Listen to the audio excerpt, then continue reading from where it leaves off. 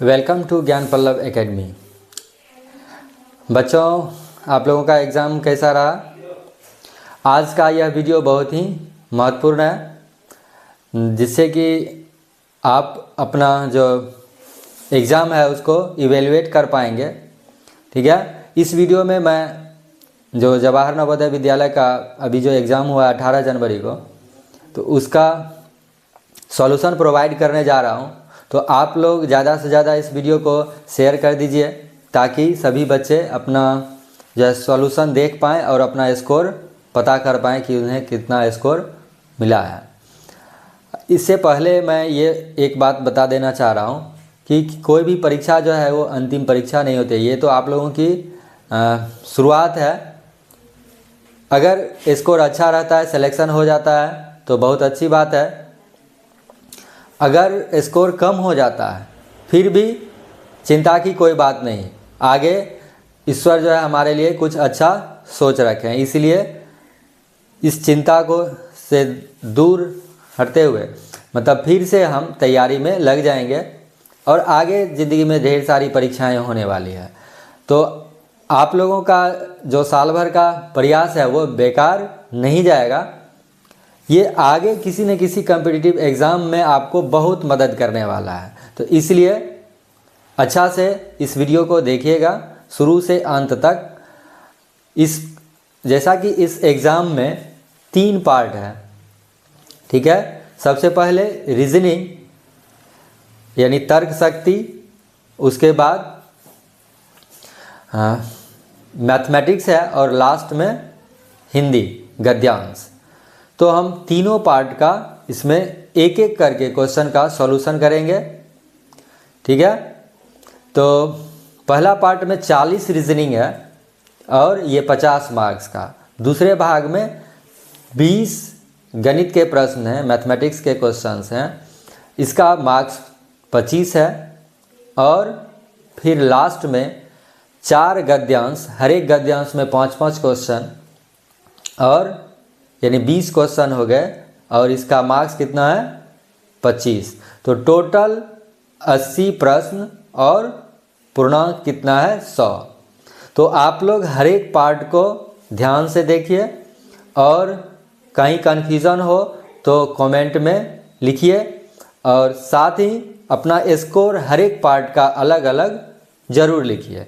और जो पोर्शन कमज़ोर रह गया है आप बता सकते हैं। उस पोर्शन में मैं उस चीज़ को अच्छा से फिर से अलग से क्लास लेकर उसका जो डाउट्स है उसको क्लियर करूँगा। तो अभी हम सेट के, ठीक है, सेट के अनुसार सॉल्यूशन प्रोवाइड कर रहे हैं। तो आप लोग जो है अपने सेट से इस प्रश्न को मैच कर लीजिएगा और उसके अनुसार अपना आंसर जो है वो चेक कर लीजिएगा और स्कोर को ज़रूर मेंशन करें। ज़्यादा से ज़्यादा इस वीडियो को शेयर कर दीजिए ताकि सभी बच्चे इसका फ़ायदा उठा सकें। अभी हम लोग सबसे पहले मानसिक योग्यता परीक्षा, जो कि इसको इंग्लिश में रीजनिंग भी कहते हैं, तो सबसे पहले इसको सॉल्व करेंगे और फिर इसके बाद मैथ और फिर उसके बाद जो गद्यांश है, हिंदी का गद्यांश, हम लोग उसको भी सॉल्व करेंगे। ये 18 जनवरी को जो एग्ज़ाम हुआ है तो हमने उस दिन भी वीडियो अपलोड करने की कोशिश की, लेकिन कुछ गड़बड़ी के कारण पूरा वीडियो वीडियो जो है वो अपलोड नहीं हो सका। इसलिए मैं फिर से इस वीडियो को रिकॉर्ड कर रहा हूँ और आप लोग इसको ज़्यादा से ज़्यादा अपने दोस्तों में शेयर कर दें ताकि उन्हें भी इसका सॉल्यूशन मिल जाए और अपना स्कोर चेक कर सकें। और कंप्लीट स्कोर चेक करने के बाद हर एक पार्ट का आप लोग जो भी स्कोर होगा वो शेयर कीजिए और जहाँ भी कंफ्यूजन हो, जिस क्वेश्चन में कंफ्यूजन हो आप उसको बता सकते हैं, मैं उसको फिर अलग से समझाऊंगा। ठीक है। तो शुरू करते हैं।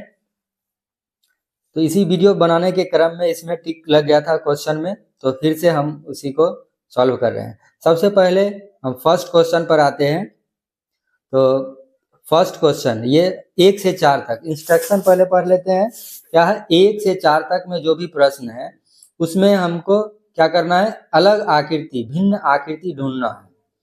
तो भिन्न आकृति ढूंढ देखते हैं, पहला में सबसे अलग कौन सी आकृति है।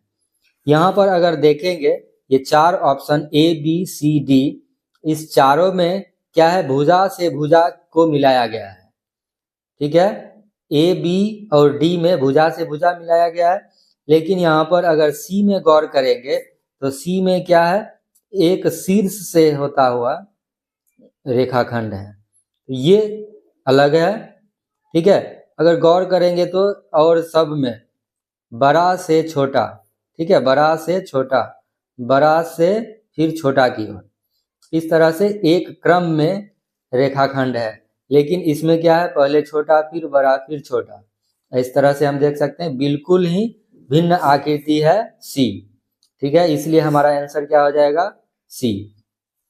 अगला क्वेश्चन देखते हैं, क्वेश्चन नंबर 2।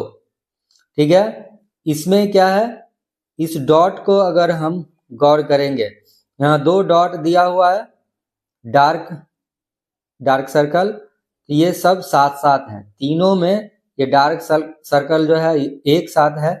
लेकिन ऑप्शन ए में देखते हैं ये अपोजिट में है, अपोजिट वर्टेक्स में, कॉर्नर में।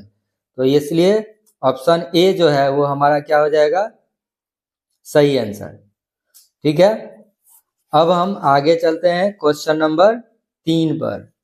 क्वेश्चन नंबर 3 में अगर हम गौर करेंगे तो देख पाएंगे कि ए बी और डी में क्या है, बहुभुज है, पॉलीगॉन है। और इसमें क्या है, ये ऑप्शन नंबर सी, इसमें जो 2 रेखाखंड है एक दूसरे को काट रहा है। ठीक है, तो ये सामान्य बहुभुज है, लेकिन इसमें क्या है, ये बहुभुज इसको हम नहीं कह सकते, ये अलग आकृति हो गया। ठीक है, 2 त्रिभुज एक दूसरे से शीर्ष पर जुड़ा हुआ है, तो बिल्कुल ही भिन्न आकृति है, ऑप्शन नंबर सी। ठीक है, तीसरा का आंसर हो गया सी। चौथा का देखेंगे, इसमें चारों ऑप्शन में अगर हम गौर करेंगे तो क्या है, एरो है, तीर है। ठीक है, लेकिन बी सी डी में तीर के साथ साथ ये छोटा सा लाइन सेगमेंट रेखाखंड भी है। ठीक है, ये तीनों में है, लेकिन ए में ये लाइन सेगमेंट यानी छोटा सा रेखाखंड अंत में नहीं है, इसलिए भिन्न आकृति क्या हो जाएगा, ऑप्शन नंबर ए। ठीक है, क्वेश्चन नंबर 5 से 8 में 5 to 8, इसमें निर्देश क्या दिया गया है, प्रश्न चित्र है और इसके साथ साथ 4 उत्तर चित्र दिया गया है। तो प्रश्न चित्र से मिलती हुई आकृति उत्तर चित्र में ढूंढना है। ठीक है, तो प्रश्न चित्र में क्वेश्चन नंबर 5 में ध्यान देंगे तो ये 2 तीर जैसा, तीर का ऊपर का किनारा, ये जो एरो है ऊपर की ओर है। ठीक है, और इधर इसमें हॉरिजॉन्टल में देखेंगे, वर्टिकल में तो ऊपर की ओर और हॉरिजॉन्टल में क्या है, बाईं ओर। ठीक है, ये बाईं ओर है तीर का निशान, इसलिए इससे मिलता जुलता हम आकृति देखेंगे। तो यहाँ आसानी से हम देख सकते हैं, इसमें एक नीचे की ओर है, इसमें दोनों ऊपर की ओर है, लेकिन ये दोनों दाईं ओर है। ठीक है, इसमें फिर नीचे की ओर आ गया, यानी ए सी डी नहीं हो सकता है। बी में अगर हम देखेंगे तो ये दोनों तीर ऊपर की ओर, और इसमें ये तीर जो है ये किधर है, बाईं ओर। तो प्रश्न चित्र से मिलती जुलती आकृति क्या है, ऑप्शन नंबर बी, इसलिए हमारा आंसर क्या हो जाएगा, बी। क्वेश्चन नंबर 6 में देखेंगे, यहाँ पर एक समकोण त्रिभुज है, तो ये सी नंबर में तो त्रिभुज है ही नहीं। डी में देखेंगे एक समकोण त्रिभुज तो है, लेकिन इसके बाद यहाँ पर 2 त्रिभुज है, छोटी वाली त्रिभुज। ठीक है, 2 है और इससे जुड़ा हुआ है, यहाँ पर एक ही त्रिभुज है, यानी डी नहीं होगा। फिर उसके बाद ए में 2 ही त्रिभुज है यहाँ पर। ठीक है, एक नीचे का जो त्रिभुज है ये इसमें गायब है, तो इसलिए ऑप्शन नंबर बी। ठीक है, ऑप्शन नंबर बी हमारा क्या हो जाएगा, सही आंसर। ठीक है,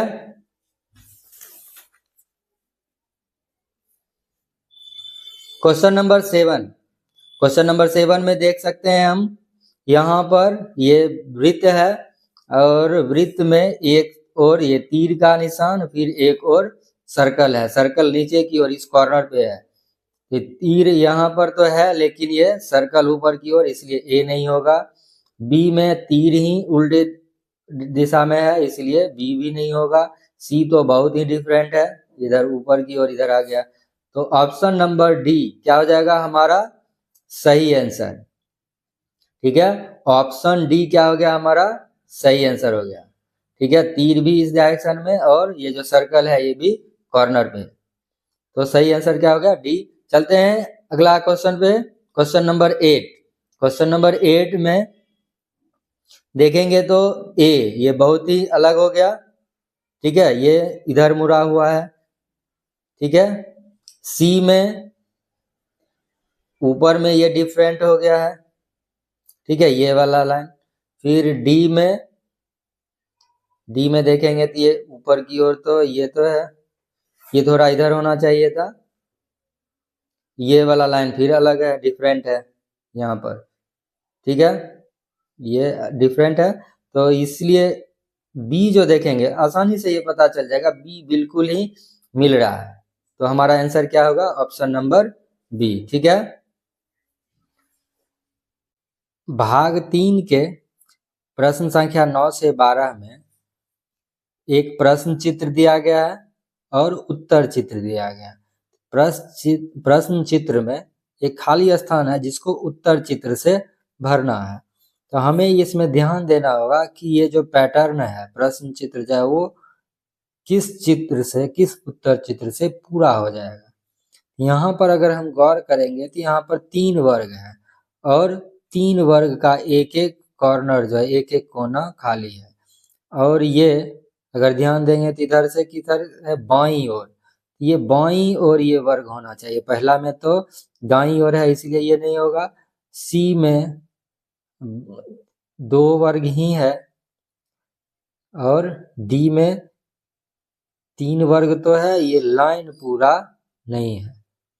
ठीक है, अगर ध्यान देंगे तो यहाँ पर ये बी ऑप्शन जो है इस प्रश्न चित्र को पूरा करेगा, यानी इसका क्वेश्चन नंबर 9 का आंसर क्या हो जाएगा बी। ठीक है, क्वेश्चन नंबर 10 देखते हैं। यहाँ पर एक डॉट है, ये डॉट जो है किस तरफ होगा बाईं ओर ऊपर, बाईं ओर ऊपर। एक ही आकृति है जिसमें बाईं ओर ऊपर ये डॉट है, तो सीधा सीधा ऑप्शन नंबर डी हमारा सही आंसर हो जाएगा। ठीक है,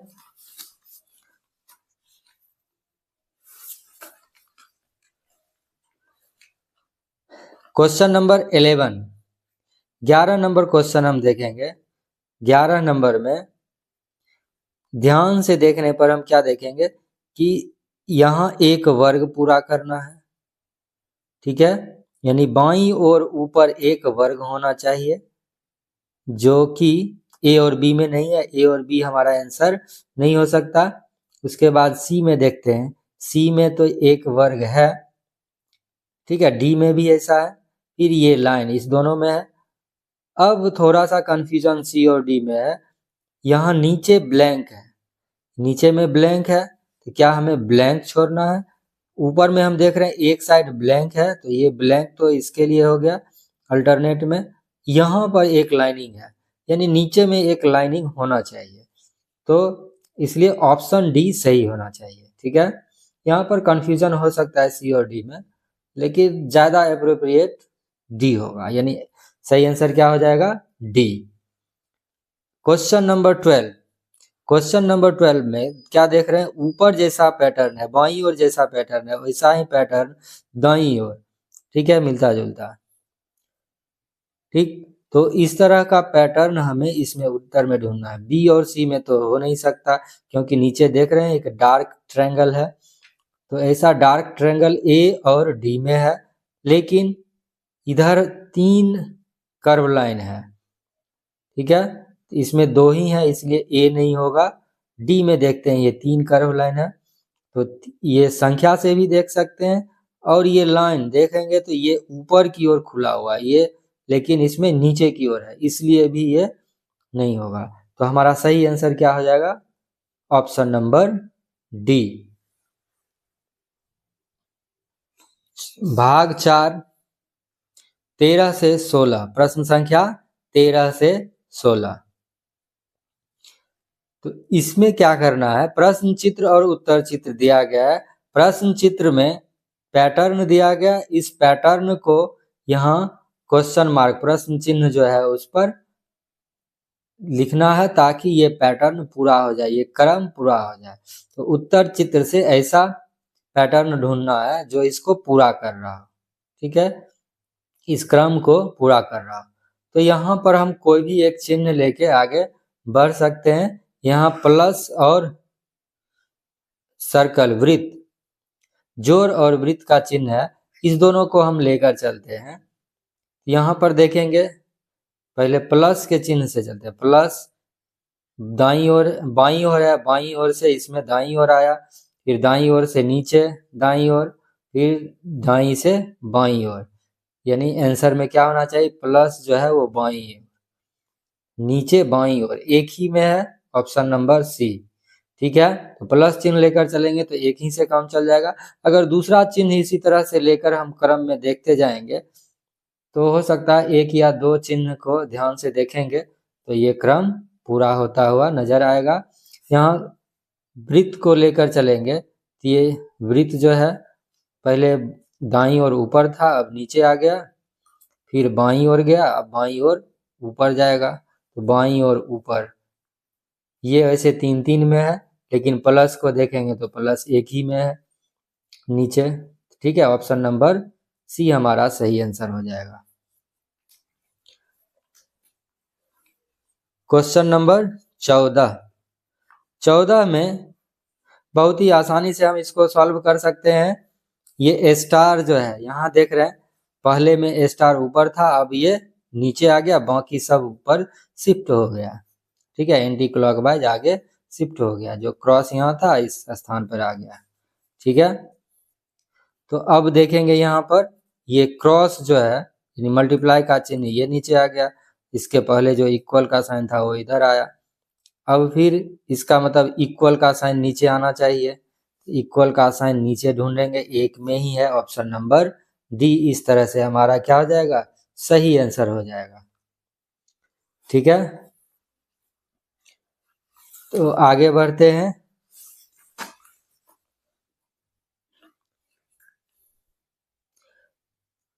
क्वेश्चन नंबर 15 में अगर हम ध्यान देंगे तो यहाँ 5 लाइन है, 2 3 4 5, इसमें 5 लाइन सेगमेंट है, इसमें 4, इसमें 3। अब जो आकृति आएगी उसमें 2 लाइन सेगमेंट होना चाहिए, जो कि ऑप्शन नंबर बी में है।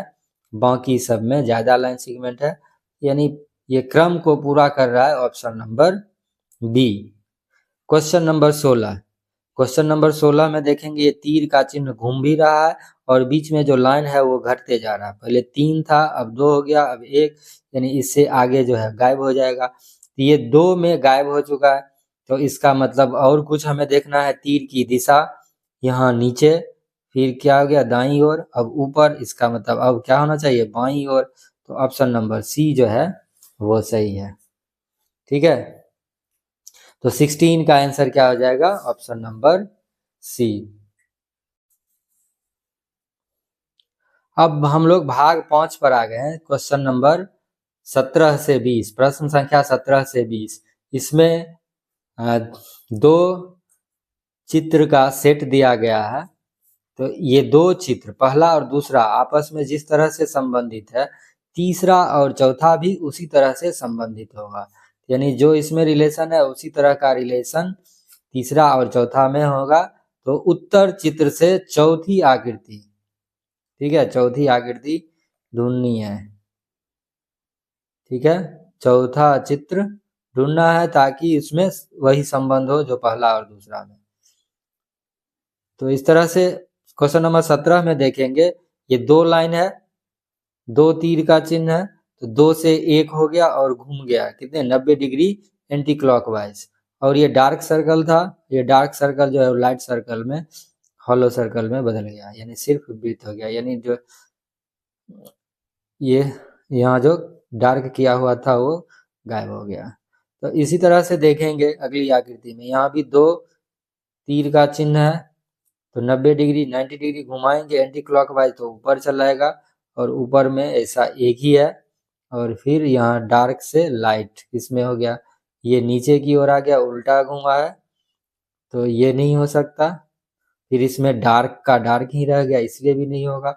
इस दोनों में तो आसानी से छांट देंगे, क्योंकि सेम 2-2 तीर का चिन्ह रह गया, डार्क सर्कल भी रह गया। तो ऑप्शन नंबर बी हमारा सही हो जाएगा।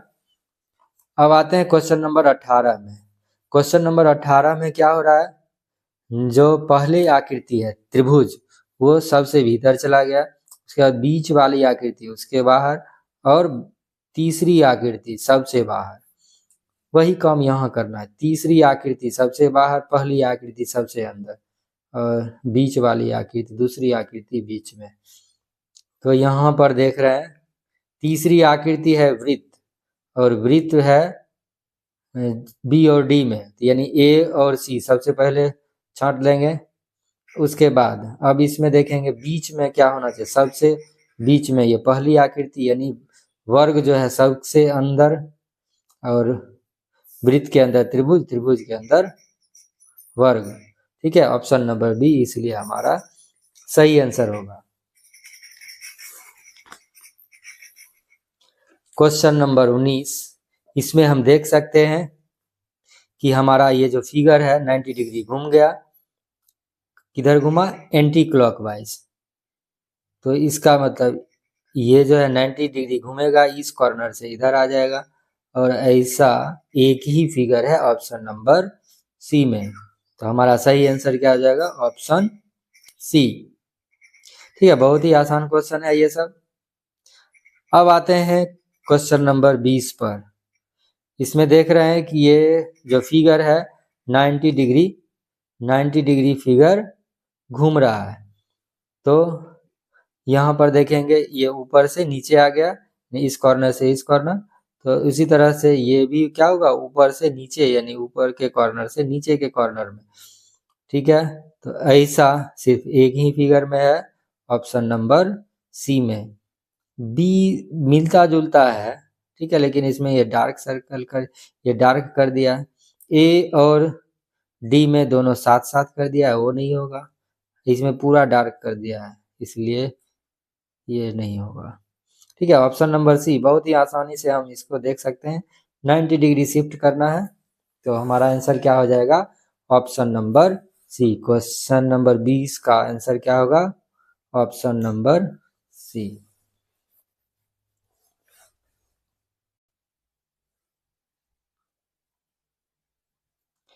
अब हम लोग भाग 6 पर पहुंच गए। क्वेश्चन नंबर 21 से 24, इसमें क्या करना है, जो प्रश्न चित्र दिया गया है उसको पूरा करना है, वर्ग पूरा करना है। उत्तर चित्र में ऐसी आकृति ढूंढनी है जो इस आकृति को पूर्ण करे। तो हम ध्यान से देखेंगे तो आसानी से ये आंसर हमें मिल जाएगा। यहाँ देख सकते हैं बी और सी तो अलग डायरेक्शन में है, और बहुत ही डिफरेंट फिगर है, विभिन्न आकृति है, तो बी और सी तो बिल्कुल नहीं होगा। ए पर देखते हैं, ये भी अलग, इसमें सीधी लाइन है जो कि यहाँ पर नहीं दिख रहा है, यानी ए भी नहीं होगा। हमारा सही आंसर क्या हो जाएगा, ऑप्शन नंबर डी। ठीक है, ऑप्शन नंबर डी हमारा सही आंसर हो जाएगा। क्वेश्चन नंबर 22 में देखेंगे, एक में ये अंदर की ओर धंसा, इधर बाहर की ओर निकला हुआ है, तो आंसर जो होगा उसमें क्या होगा, एक और अंदर की ओर धंसा हुआ और दूसरी ओर बाहर निकला हुआ। तो ये तो किनारे से बाहर निकला हुआ, इसलिए नहीं होगा। इसमें एक ही है सिर्फ धंसा हुआ, तो ये भी नहीं होगा। इसमें कई है, तो आसानी से देख सकते हैं कि ऑप्शन नंबर सी जो है इसको आसानी से कंप्लीट कर रहा है। यहाँ पर सर्कल कंप्लीट करना है, फिगर को कंप्लीट करना है, यानी ऑप्शन नंबर सी हमारा सही आंसर हो जाएगा।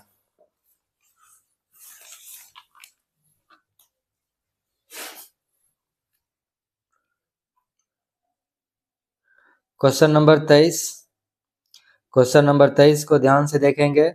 इसको यहाँ पर बी और सी बहुत ही डिफरेंट है, डी में भी अलग आकृति है, तो आसानी से इसको अगर हम यहाँ पर रखेंगे तो ये कंप्लीट फिगर हो जाएगा। तो 23 का आंसर क्या हो जाएगा? ए। ठीक है, 24 को अब देखते हैं। 24 नंबर यहाँ आसानी से देख सकते हैं, ये नहीं हो सकता, ये भी नहीं होगा। अब इधर इस दोनों पर ध्यान देते हैं, इसमें सीधी लाइन है जो कि यहाँ पर है नहीं, यानी ये भी नहीं होगा। हमारा आंसर क्या आ जाएगा? Option number C. आसानी से हम यहाँ पर ध्यान दे के देखेंगे तो ये हमें मिल जाएगा। ऑप्शन नंबर सी जो है 24 क्वेश्चन को कंप्लीट करेगा।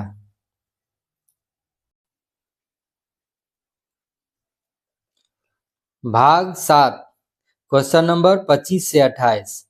25 से 28 में प्रश्न चित्र दिया गया है और उसका उत्तर चित्र में दर्पण प्रतिबिंब देखना है। ठीक है, दर्पण प्रतिबिंब में क्या होता है? बाईं और मतलब दिशा में परिवर्तन हो जाता है। जो चीज बाईं ओर है वो दाईं ओर हो जाएगा, जो दाईं ओर है वो बाईं ओर हो जाएगा। ठीक है, तो अगर ध्यान देंगे तो ये देखेंगे इस ओर है। सबसे पहले इस चीज को देखते हैं। यहाँ पर ये जो रेक्टेंगल के जैसा और एक डॉट है, ये कंप्लीट रेक्टेंगल नहीं है। तो यहाँ देखेंगे कि ये क्या हो जाएगा? उल्टा इधर आ जाएगा, बाईं ओर से दाईं ओर। ये तीन आकृति जो है, तीनों में ये दाईं ओर है, तो इससे क्लियर नहीं होगा। ए ऑप्शन तो पहले छट गया। अब हम देखेंगे ये BCD में अब कैसे? ये तीनों तो एक जैसा है, तीर भी सब में एक ही समान है, यानी तीर से कोई परिवर्तन हमें नहीं देखने को मिल रहा है। तो अब हम क्या देखेंगे? ये डार्क सर्कल देख रहे हैं, इसमें नीचे है। ये प्रतिबिंब में भी नीचे, ऊपर नीचे कोई चेंजिंग नहीं होता है। तो प्रतिबिंब जो है उसमें भी ये डार्क सर्कल नीचे होना चाहिए। तो सी और डी में नीचे है, बी ऑप्शन फिर हमारा छट गया। अब ये डार्क सर्कल यहाँ देख लिए। एक और डार्क सर्कल है जो लाइन के बाईं ओर है। तो अब यहाँ क्या हो जाएगा? लाइन के दाईं ओर। इसमें सेम टू सेम बाईं ओर रह गया, यानी ये नहीं हो सकता। ये ऑप्शन नंबर सी, जिसमें लाइन के ओर के दाईं ओर है ये डार्क सर्कल। तो हम ध्यान देंगे थोड़ा सा, दर्पण के प्रतिबिंब की का जो गुण है वो अगर हमने प्रैक्टिस किया है क्वेश्चन, तो आसानी से इसको समझ सकते। ऑप्शन नंबर सी हमारा सही आंसर हो जाएगा। Question number 26। 26 में क्या करना है? यहाँ पर अगर ध्यान से देखेंगे कुछ आकृति बी और सी तो हम आंख मूंद के छांट सकते हैं। क्यों? क्योंकि यहाँ पर एक ट्रायंगल आ गया जो कहीं है ही नहीं। यहाँ पर ये तो पलट ही गया, तो ये भी बिल्कुल नहीं होगा। तो बी और सी दो ऑप्शन तो इजीली छट जाएगा। अब देखते हैं ऑप्शन नंबर ए और डी। ए में क्या देख रहे हैं? ये तो सेम रह गया है, ट्रायंगल उल्टा हो गया जो होना नहीं चाहिए था, और ये सीधा सीधा रह गया जो बायां दायां लेटरल इन्वर्जन होना चाहिए, वो बायां से दायां वो हुआ नहीं, सेम टू सेम रह गया, इसलिए ए नहीं होगा। और डी में ये परिवर्तन दिख रहा है, जो बाईं ओर था वो दाईं ओर चला गया, जो दाईं ओर था वो दाईं ओर से बाईं और बाईं ओर से दाईं, और ट्रायंगल में कोई परिवर्तन हुआ नहीं है। तो इसलिए हमारा आंसर क्या होगा? Option number D. जो दर्पण प्रतिबिंब का गुण होता है इसमें हम आसानी से लगाएंगे और आंसर को आसानी से प्राप्त कर लेंगे। तो 26 का आंसर क्या होगा? Option number D. अब आते हैं क्वेश्चन नंबर 27 पर। तो 27 में अगर हम देखेंगे, ध्यान देंगे, तो ऑप्शन नंबर डी बिल्कुल नहीं होगा, ए बिल्कुल नहीं होगा, बी और सी में थोड़ा सा कंफ्यूजन रहेगा, लेकिन यहाँ पर बी में गौर करेंगे, ये ट्रायंगल बहुत छोटा हो गया है, तो इसलिए ये तो नहीं होगा। ऑप्शन नंबर सी ही हमारा सही ऑप्शन है। ठीक है, तो बहुत ही आसानी से इसको हम सॉल्व कर सकते हैं। अब आते हैं क्वेश्चन नंबर 28 पर। क्वेश्चन नंबर 28 में क्या होगा कि ये जो बाईं ओर है वो दाईं ओर जाना चाहिए, बी में तो बीच में ही आ गया, इसलिए बिल्कुल नहीं। उसके बाद यहाँ पर सी में क्या देख रहे हैं? ये ऊपर की ओर, ये पहले है वैसे ही रह गया, और ये तो चेंज हुआ, लेकिन ये वाला फिगर जो है वो चेंज नहीं हुआ है, तो ये गलत हो गया। यहाँ पर देख रहे हैं कि ये जो फ्लैग जैसा है ये पहले पोजीशन पर रह गया सेम पोजीशन पर, तो इसलिए डी नहीं होगा। अब इसमें देखते हैं, ये इधर से इधर आना चाहिए था, यहाँ आ गया। ये इधर से इधर उल्टा होगा, घूमेगा, घूमेगा तो फ्लैग, फ्लैग के बगल में उलट के ये, और इसके बाद ये। तो ऑप्शन नंबर ए। थोड़ा सा ध्यान देने से हम आसानी से देख सकते हैं क्या होगा आंसर, ऑप्शन नंबर ए। अब हम लोग भाग 8 पर पहुंच गए हैं। क्वेश्चन नंबर 29 से 32, प्रश्न संख्या 29 से 32। यहाँ पर क्या दिया गया, प्रश्न चित्र में जो पेपर फोल्डिंग, पेपर को फोल्ड किया गया, टुकड़े, कागज के टुकड़े को मोड़ा गया है, नीचे से ऊपर की ओर मोड़ा गया, फिर दाईं ओर से बाईं ओर मोड़ा गया, और तब ये डिजाइन बनाया गया। तो फिर अनफोल्ड भी उसी क्रम में करेंगे। अब इसको जैसे अनफोल्ड करेंगे तो 3 इधर डॉट और 3 इधर डॉट, 6 डॉट हो जाएगा। तो 2 ऊपर और 4 नीचे, 2 ऊपर और 4 नीचे। यहाँ अगर देखेंगे तो इसी से हमको पता चल जाएगा कि ऑप्शन नंबर बी ही सही होगा। ठीक है, इसमें सिर्फ किनारे किनारे है, 4 ऊपर हो गया जो होना नहीं चाहिए था, 2 होना चाहिए था। और कॉर्नर में, जैसे इधर कॉर्नर है, इसके अपोजिट कॉर्नर में होना चाहिए, बीच में नहीं होना चाहिए। ऐसा सिर्फ एक में ही है। और दूसरी बार अनफोल्ड करेंगे तो 6 तो ऊपर हुआ, नीचे भी 6 हो जाएगा। यहाँ आसानी से देख सकते हैं, 2 नीचे, फिर बीच में 4, फिर 2 ऊपर, बीच में 4। इस तरह से ऑप्शन नंबर बी हमारा सही होगा। ए बिल्कुल नहीं, सिर्फ किनारे किनारे है। ठीक है, ये तो होगा ही नहीं, 8 ही है, 12 होना चाहिए। इसमें भी 10 है, तो बिल्कुल सही ऑप्शन है हमारा बी। ये सब आसानी से छांट सकते हैं हम। ठीक है, ए और सी तो आंख मूंद के छांट देंगे। उसके बाद डी में देखेंगे, ये इसमें भी डबल होना चाहिए। अब आते हैं क्वेश्चन नंबर 30 में। यहाँ पर ऊपर से, कॉर्नर से नीचे की ओर फोल्ड किया गया, तो ऐसा ट्रायंगल बन गया, राइट ट्रायंगल। फिर इधर से हाफ फोल्ड किया गया, इस कॉर्नर से हाफ फोल्ड किया गया, तब ये छोटा सा कटिंग किया गया। और जब इसको अनफोल्ड करेंगे तो ये कटिंग यहाँ पर आ जाएगा। ठीक है, जैसा कि इस दोनों में है नहीं, यहाँ तो कटिंग है ही नहीं, ऑप्शन नंबर ए नहीं होगा। बी में भी यहाँ कटिंग नहीं है, इसलिए ये भी नहीं होगा। डी में यहाँ कटिंग है लेकिन इसके नीचे कटिंग नहीं है, तो ये नहीं होगा। तो सिर्फ ऑप्शन नंबर सी में ही ऊपर नीचे कटिंग है, और जैसे अनफोल्ड करेंगे तो ये कटिंग इसके सामने ऊपर के कॉर्नर में चला जाएगा। ठीक है, यहाँ से यहाँ, यानी ऑप्शन नंबर सी हमारा सही आंसर होगा।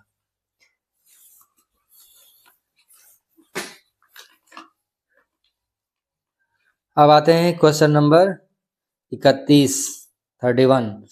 ठीक है, पेपर को पहले ऊपर फोल्ड किया गया तो ये रेक्टेंगल में बदल गया, फिर इधर से इधर फोल्ड किया, फिर से छोटे से वर्ग में बदल गया। अब यहाँ पर ऐसा कटिंग किया गया, जब इसको अनफोल्ड करेंगे तो इधर ऐसे कटिंग होगा, यानी क्या हो जाएगा, एक सर्कल बन जाएगा। फिर नीचे की ओर जैसे अनफोल्ड करेंगे, यहाँ से इधर से ये सीधा करने पर यहाँ पर एक सर्कल बनेगा, और जैसे अनफोल्ड करेंगे तो एक सर्कल ऊपर था वैसा ही सर्कल नीचे भी बन जाएगा, यानी 8 बन जाएगा इस जैसे। ऑप्शन नंबर ए हमारा सही हो जाएगा। ये सब तो बहुत ही डिफरेंट फिगर है, आसानी से इसको आंख मूंद के छांट सकते हैं। आगे ऑप्शन नंबर 32। 32 में थोड़ा सा कंफ्यूजन है, यहाँ से पेपर को फोल्ड किया इधर, ये तो सही रह गया। अब इसके बाद फिर यहीं से इसी डायरेक्शन में फोल्ड किया गया, ऐसा रहना चाहिए, नीचे से ऊपर फोल्ड किया गया, तब जैसे ऐसा हो जाता, फिर ऐसे फोल्ड करते। ठीक है, तो सही लगता। अब फिर आगे हम देखते हैं, जैसे फोल्ड करने के बाद ये स्क्वायर बनता है, इसमें कटिंग किया गया, तो अनफोल्ड करेंगे तो यहाँ एक कटिंग यानी सर्कल बन जाएगा। ठीक है, फिर अनफोल्ड किया जाएगा तो 2 और सर्कल यानी 4 सर्कल बनेगा।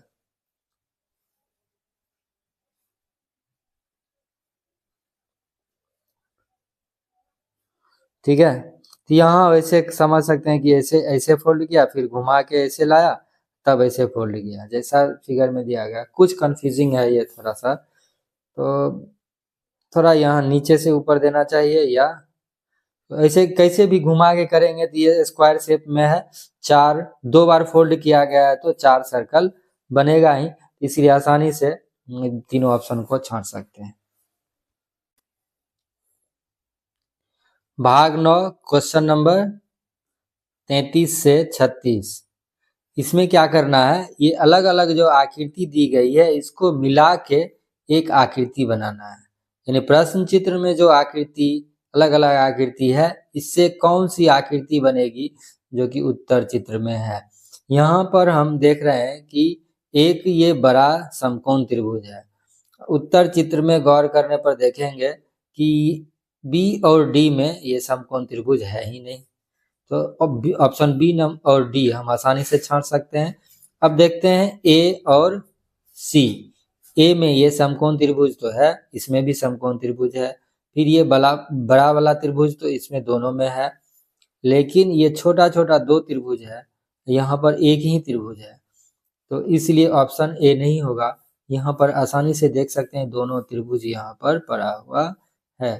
ठीक है, यहाँ समकोण बड़ा वाला त्रिभुज, फिर उसके ऊपर ये छोटा वाला त्रिभुज, फिर छोटा वाला त्रिभुज यहाँ पर सीधा सीधा फिट हो गया, और ये वाला त्रिभुज फिर यहाँ सट गया। तो आसानी से देख सकते हैं कि ऑप्शन नंबर सी जो है वही हमारा सही आंसर होगा। अगला क्वेश्चन देखेंगे 34 नंबर क्वेश्चन। 34 नंबर क्वेश्चन में क्या है, एक ये रेक्टेंगल है, आयत। ये आयत जो है ए में नहीं दिख रहा है, वैसा सी में तो है लेकिन ये इसमें डिजाइन है, डी में है आयत, तो आयत सी, बी और डी में मिल रहा है। उसके बाद हम देखेंगे अगला डिजाइन, तो इस तरह का डिजाइन डी में नहीं है।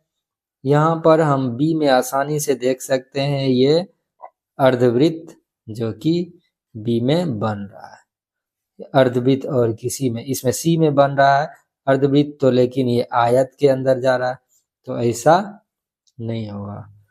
आयत के बाहर यहाँ पर इस तरह से इसको मिलाएंगे, ऑप्शन नंबर बी हमारा सही आंसर हो जाएगा। ठीक है, गौर से देखेंगे, अगर कोई कंफ्यूजन होगा तो आप लोग पूछ सकते हैं। अगला क्वेश्चन, क्वेश्चन नंबर 35। 35 में ध्यान देंगे, इसको मिलाने से यहाँ पर एक त्रिभुज है और 2 चतुर्भुज है, तो यहाँ पर देख रहे हैं सीधा सीधा एक फिगर बन गया है, इसमें कोई बीच से लाइनिंग नहीं है, तो ए नंबर नहीं दे सकते हैं। बी में ये अलग ही डिजाइन है।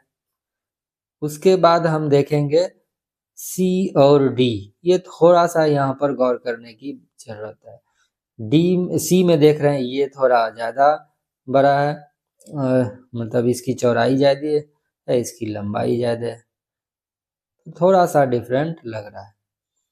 यहाँ पर अगर इसमें गौर करते हैं तो ये बिल्कुल मिलता जुलता फिगर है, सबसे ज्यादा मिलने वाला फिगर यही है। ठीक है, यानी ऑप्शन नंबर डी ही हमारा सटीक आंसर होगा। ठीक है, अब आते हैं क्वेश्चन नंबर 36। 36 में अगर हम गौर करेंगे 2 चतुर्भुज 1 त्रिभुज, तो यहाँ पर सिर्फ त्रिभुज है, इसमें 2 त्रिभुज है, एक आयत है, सी भी नहीं होगा, बी और सी बिल्कुल छट गया। इसमें भी सिर्फ त्रिभुज है, तो ये भी बिल्कुल नहीं होगा। तो आसानी से ये ऑप्शन नंबर ए हम देख सकते हैं, यहाँ 2 चतुर्भुज है, एक त्रिभुज, बड़ा वाला चतुर्भुज यहाँ, उसके ऊपर ये छोटा वाला, फिर इधर त्रिभुज, तो आसानी से ये फिगर हम छांट कर लिख सकते हैं। बहुत ही आसान क्वेश्चन है ये, और आसानी से ये आंसर दे सकते हैं, इसमें कोई कंफ्यूजन की जगह नहीं है।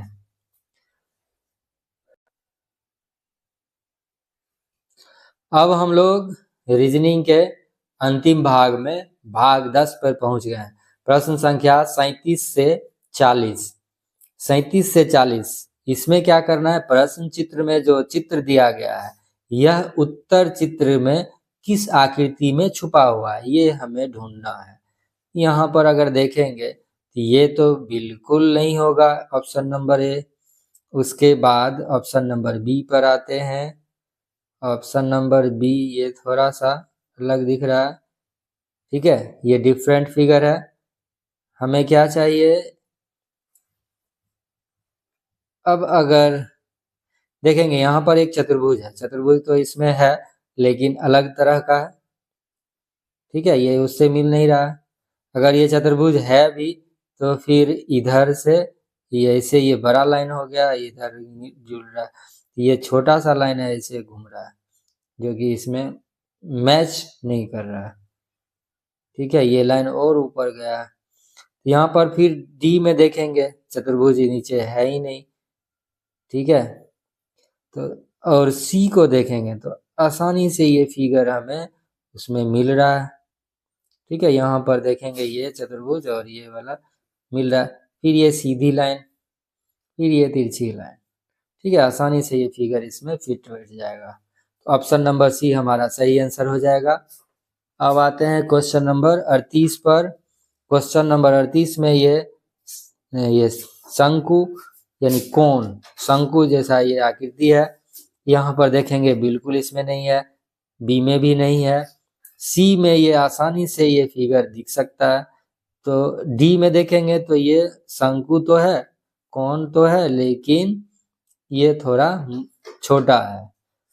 तो सही फिगर कौन सा है, ऑप्शन नंबर सी। तो 38 नंबर क्वेश्चन का आंसर क्या हो जाएगा हमारा, ऑप्शन नंबर सी। ठीक है, आगे बढ़ते हैं। क्वेश्चन नंबर 39 में क्या है, ये एक फ्लास्क जैसा दिख रहा है, ठीक है, यहाँ पर एक सीधी लाइन, फिर ये तिरछी लाइन, तो सीधी लाइन तिरछी लाइन, ये ट्रायंगल जैसा है लेकिन ये मिलना नहीं चाहिए था, यहाँ पर मिला हुआ नहीं है, तो ए और बी तो सबसे पहले हम लोग छांट लेंगे। सी तो इधर सही है हमारा, डी का भी कुछ वही हाल है, सिर्फ त्रिभुज बन रहा है, त्रिभुज बनना नहीं चाहिए था, बीच में गैप है। यहाँ पर अगर देखेंगे ये यहाँ से ये फिगर ऐसा हो गया, फिर ये, तो बिल्कुल ये फिगर आराम से हम देखेंगे कि ये यहाँ पर ऑप्शन नंबर सी में मिल रहा है। बहुत ज़्यादा यहाँ पर दिमाग लगाने की ज़रूरत नहीं है, आसानी से हम इस फिगर को ढूंढ सकते हैं। ठीक है, अब आते हैं रीजनिंग के लास्ट क्वेश्चन पे। यहाँ पर हम देखेंगे कि एक सीधी लाइन है, मतलब दो सीधी लाइन है जिसके बीच में गैप है, तो यहाँ पर हाँ, इस सब में बाकी फिगर में तो वैसा इसमें डी में बिल्कुल नहीं है, सी में है तो गैप ज़्यादा है, फिर गैप भी है और ट्रायंगल तो है ही नहीं उससे जुड़ा हुआ, तो सी और डी पहले छट गया। अब आते हैं यहाँ पर बी पे ट्रायंगल है लेकिन पहले तो इसमें गैप ज़्यादा है और ये ट्रायंगल जो है कंप्लीट है, ट्रायंगल कंप्लीट नहीं होना चाहिए, ठीक है, वो ट्रायंगल कंप्लीट होने से उससे भी परेशानी नहीं है, इसमें क्या है, इसके बीच गैप बहुत ज़्यादा है, और ए को देखेंगे तो ये बिल्कुल ही इससे मैच हो रहा है, तो 40 का आंसर क्या हो जाएगा, ऑप्शन नंबर ए। तो रीजनिंग का ये पोर्शन यही खत्म होता है। आप लोग 40 में कितना सही किए हैं अपना स्कोर जरूर लिखें, ठीक है, बाकी सब्जेक्ट यानी मैथ और हिंदी गद्यांश उसका भी हम सॉल्यूशन प्रोवाइड करेंगे, तो आप लोग लगातार इस वीडियो के साथ बने रहें। रीजनिंग यानी तर्क शक्ति परीक्षा के बाद अब हम लोग दूसरे भाग खंड 2 पे आ गए हैं, भाग 2 पे आ गए हैं। इसमें अंक गणित परीक्षण यानी मैथमेटिक्स में जो हमारा नॉलेज है उसको इसमें जांच किया जाता है। तो आते हैं क्वेश्चंस के सॉल्यूशन पे, ठीक है, ये सेट के, अभी जैसे शुरू में हमने बता रखा है ये सेट के है, इसके अनुसार ये फर्स्ट क्वेश्चन है 8 - 18, तो 18 - 16 इस तरह से ब्रैकेट में, तो सरलीकरण में हम लोग पढ़ चुके हैं। सबसे पहले ये लाइन ब्रैकेट यानी इसको सॉल्व करेंगे तो ये कितना हो जाएगा 4 - 1 3 में, फिर 5 माइनस करेंगे यानी 5 - 3 -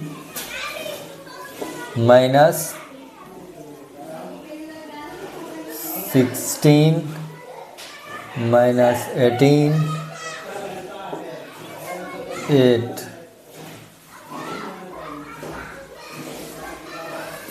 5 - 3 2 हो जाएगा, और फिर ये हो जाएगा। अब इसको हम यहीं पर सॉल्व कर लेते हैं। ये 2 होगा, 16 - 2 कितना हो जाएगा 14, ठीक है। तो ये हो जाएगा 16 - 2, 16 - 2 क्या हो गया 14। तो 14 अब यहाँ पर इसके बदले लिख देंगे, तो 18 - 14 ये हो जाएगा 4।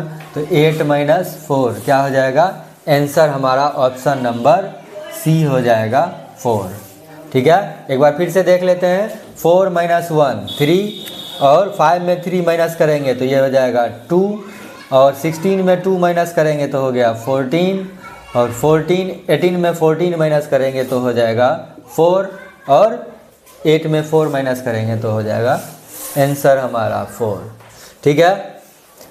अब आते हैं अगला क्वेश्चन पर। 33/40 में क्या घटाया जाए कि 11/40 प्राप्त हो। 33/40 में 11/40 घटाएंगे तो क्या होगा 33 - 11 यानी 22। तो ऑप्शन में 22 दिया हुआ है, लेकिन नीचे में 40 भी है, हर में 40 है, तो 22/40, ये 40 छोड़ना नहीं है, ठीक है। 40 अब इसमें भाग देंगे तो क्या हो गया 11/20, 11/20। तो हमारा आंसर क्या होगा ऑप्शन नंबर ए, ठीक है। अगला क्वेश्चन पे आते हैं। 5/22, 7/22 -3/22 + 9/22 - 1/22। तो हम लोग क्या करेंगे, माइनस वाले को एक साथ कर लेंगे। नीचे में तो 22 है सब में, तो नीचे के लिए सोचना नहीं है। ऊपर में 5 + 7 + 9, 7 5 12 9 21, टोटल हो गया 21। 21 में से 4 जाएगा तो कितना बच जाएगा 17, यानी 17/22, ठीक है। सीधा सीधा प्लस वाला पहले जोड़ लेंगे, 7 5 12 9 21, 21 में 3 1 4 घट जाएगा, 17 4 21, यानी ऑप्शन नंबर बी हमारा सही आंसर हो जाएगा। अगला क्वेश्चन। एक दुकानदार 1 रुपये की 5 टॉफ़ी की दर से खरीदता है तथा 1 रुपये के 4 की दर से बेचता है। तो 125 लाभ कमाने के लिए कितना टॉफ़ी बेचता है या बेचना पड़ेगा, ठीक है। तो 1 रुपया में 5 टॉफ़ी खरीदता है और बेचता है 4, ठीक है। तो 4 टॉफ़ी बेचने पर एक टॉफ़ी का मूल्य कितना हो गया 20 पैसा, ठीक है। 1 रुपया में 5, तो एक टॉफ़ी का मूल्य 100/5, 20 पैसा हो गया क्रय मूल्य। विक्रय मूल्य क्या हो गया, 1 रुपया में 4 बेचता है, तो 1 का हो गया 100/4 यानी 25 पैसा, ये हो गया विक्रय मूल्य। तो लाभ कितना हो गया 5 पैसा, लाभ कितना हो गया 5 पैसा। एक टॉफ़ी बेचने पर कितना लाभ हो रहा है 5 पैसा, और कितना लाभ कमाना है 125 रुपया। तो 125 रुपया को हम पैसा में बदलेंगे तो 125 पर क्या हो जाएगा 00, और इसमें 5 से भाग दे देंगे क्योंकि 1 में 5 पैसा बच रहा है, तो 5 से भाग देने पर कितना हो जाएगा 25 00, 2500 टॉफ़ी, यानी कुल कितना टॉफ़ी बेचना पड़ेगा 2500 टॉफ़ी, ठीक है। 2500 टॉफ़ी आंसर हो जाएगा, ऑप्शन नंबर डी सही आंसर हो जाएगा। Question number 45। टीना ने एक स्कूटर 55,000 रुपये में खरीदा। उसने 3400 रुपये 3400 रुपये मरम्मत पर खर्च किए और स्कूटर अपने मित्र को 56,030 रुपये में बेचा। उसका लाभ या हानि है। तो लाभ या हानि के लिए हमें क्या करना होगा, कुल क्रय मूल्य निकालना होगा। तो 55,000 में ये 3,400 ऐड कर देंगे तो कितना हो जाएगा 55 3 58,400, ठीक है। अब ये तो ज़्यादा हो गया, क्रय मूल्य ज़्यादा हो गया, विक्रय मूल्य कम है, इसका मतलब हानि होगा, ठीक है। और इसको हम घटा के निकाल सकते हैं कितना हानि होगा। तो 10 से 3 घट जाएगा तो हो जाएगा 7, और ये बच गया 3, उसके बाद 8 से 6 घट जाएगा तो 2, 2370 का हानि, ऑप्शन नंबर बी, ये हमारा सही आंसर हो जाएगा। ठीक है, अगला क्वेश्चन देखते हैं। एक वर्गाकार पार्क की भुजा 50 मीटर है, इसमें अंदर की ओर चारों ओर 2.5 मीटर चौड़ा पथ है।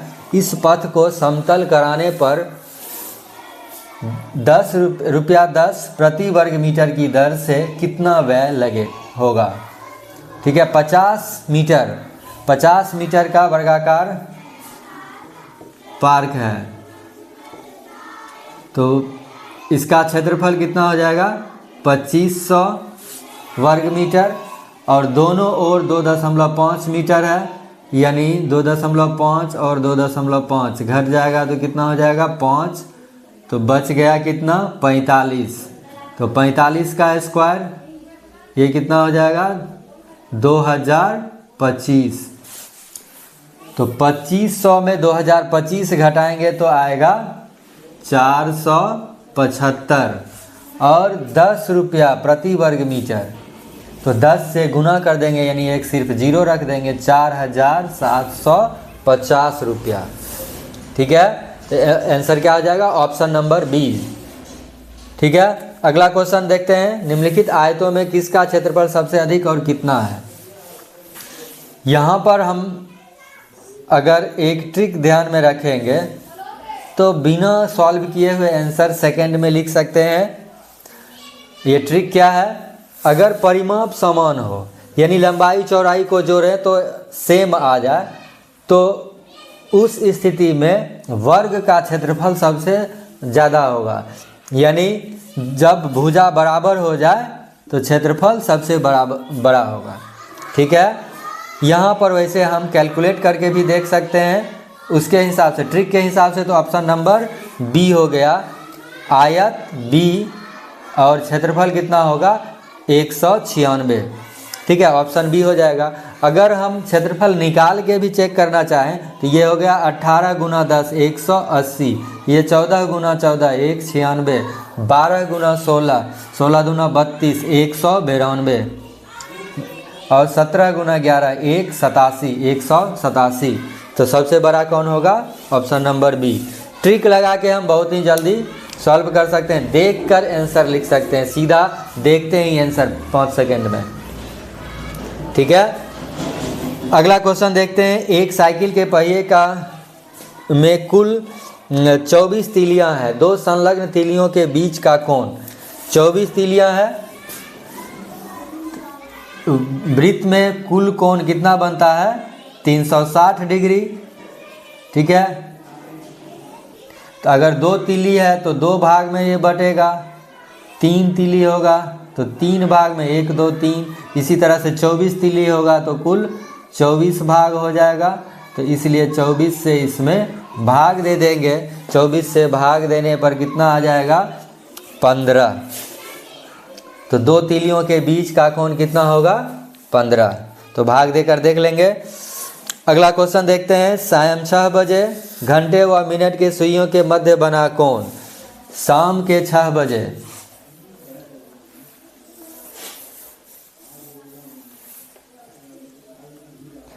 यहाँ 6 पर होगा, यहाँ हो गया 12 और यहाँ होगा 6, तो घंटे की सुई 6 पे और मिनट की सुई 12 पे, दोनों एक दूसरे के अपोजिट होगा, तो कोण कितना बनेगा 180 डिग्री। और 180 डिग्री को क्या कहते हैं सरल कोण, यानी आंसर क्या होगा ऑप्शन नंबर डी। ठीक है, प्रश्न संख्या 50 में क्या दिया हुआ है, PQRS द्वारा हल किए गए प्रश्नों की संख्या को दंड ग्राफ से दिखाया गया है। यहाँ पर दंड ग्राफ है जिसमें P, Q, R और S के द्वारा हल किए गए प्रश्नों की संख्या को दिखाया गया है। अब इस ग्राफ के हिसाब से हमें क्या बताना है, उपर्युक्त दंड ग्राफ से ज्ञात कीजिए कि Q और R मिलकर कितने प्रश्न P और S दोनों से अधिक हल किए।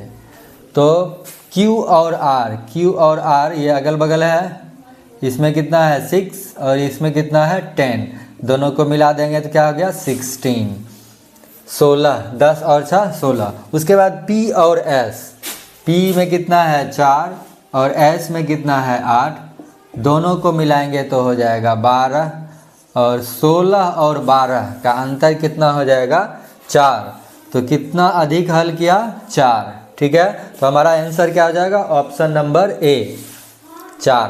ठीक है, अगला प्रश्न 51 नंबर। सभी अंकों 4, 2, 0 और 7 के प्रयोग से बनने वाली 4 अंकों की सबसे बड़ी तथा सबसे छोटी संख्या में अंतर है। 4 अंक की सबसे बड़ी संख्या इससे क्या बन जाएगा 7420। ठीक है, 7420 और सबसे छोटी संख्या 2047। अब माइनस कर लेना है, 10 में से 7 घटेगा तो क्या बचेगा 3, 11 से 4 7, 3 से 0 3 और 7 से 2 5, 53 73। ठीक है, पूरा घटाने की वैसे ज़रूरत भी नहीं पड़ेगी, इस सब में 0 0 है। यहाँ 10 से 7 घटाएं 3 आया, ऑप्शन नंबर सी लगा देंगे। अगला प्रश्न, भाग के एक प्रश्न में यदि भाजक 51 भागफल 16 शेषफल 27 हो तो भाज्य है। यहाँ पर भाजक 51 और भागफल 16, तो हम क्या करेंगे 16 गुना 5 पहले कर लेंगे। 16 गुना 5 80। ठीक है, 1 0 दे देंगे तो 800 और 800 के नज़दीक एक ही है, यानी बाकी सब ये तो बिल्कुल नहीं होगा, ये भी नहीं, ये भी नहीं। हमारा आंसर क्या हो जाएगा 843। देखते ही आंसर लिख सकते हैं ऐसे ऑप्शन में। अगर मिलता जुलता आंसर रहता तब हम पूरा मल्टीप्लाई करते। 16 पचे 80, 800 हो गया, एक बचा हुआ है 16 एक है 16 और 27 शेषफल है तो 27, इस तरह से जोड़ लेंगे 713, 2 1 3 1 4, 843। इस तरह से पूरा सॉल्यूशन भी कर सकते हैं, थोड़ा ध्यान देंगे तो बहुत ही जल्दी सॉल्व कर सकते हैं। आसान क्वेश्चन था। 3 नंबर क्वेश्चन, 90 का अभाज्य गुणनखंड है। वैसे तो 90 का गुणनखंड सब है, 10 नंबर 90, 6 18 25 90, 15 6 का 90 सब है, लेकिन अभाज्य गुणनखंड यानी गुणनखंड में सिर्फ अभाज्य संख्या हो तो क्या होगा 2 गुना 3 गुना 3 गुना 5, 5 दूना 10 और 10 गुना 9 90। तो 3 गुना 3 को हम लिख सकते हैं 3 का स्क्वायर। ठीक है, उसके बाद 2 और 5, तो ऑप्शन नंबर सी जो है वही हमारा क्या होगा सही आंसर। ऑप्शन नंबर सी ये हो जाएगा हमारा आंसर। अगला प्रश्न 54 नंबर, निम्नलिखित में वह कौन सी संख्या है जो सदैव एक अभाज्य संख्या का गुणनखंड है। तो हमेशा अभाज्य संख्या का गुणनखंड कौन सा होगा 1। 1 जो है वो किसी भी संख्या का अभाज्य गुणनखंड है, किसी भी संख्या का गुणनखंड है। ठीक है, तो अभाज्य संख्या रहे या भाज्य संख्या 1 उसका गुणनखंड होगा ही, तो 1 इसका आंसर हो जाएगा। ठीक है, किसी भी अभाज्य संख्या का 2 और 4 तो हो ही नहीं सकता, अगर 7 भी गुणनखंड हो जाएगा तो संख्या अभाज्य ही नहीं होगा। ठीक है, अगला प्रश्न देखते हैं, यदि 9432 भाग 1.25 बराबर 7545.6 हो तो 9.432 भाग 12.5 बराबर है। इस क्वेश्चन में तो इसे बहुत तरह से हम बना सकते हैं, और एक तरीका अगर हम ध्यान देंगे तो बिना कोई कैलकुलेशन का आंसर दे सकते हैं। ये तरीका क्या है 9 और 12, 9 में 12 से भाग देंगे तो हमेशा 1 से कम होगा, यानी दशमलव में आंसर आएगा, और वो ऑप्शन नंबर बी है। ठीक है, 1 से बड़ा ये हो नहीं सकता, तो 1 से छोटा एक ही ऑप्शन है, यही हो जाएगा।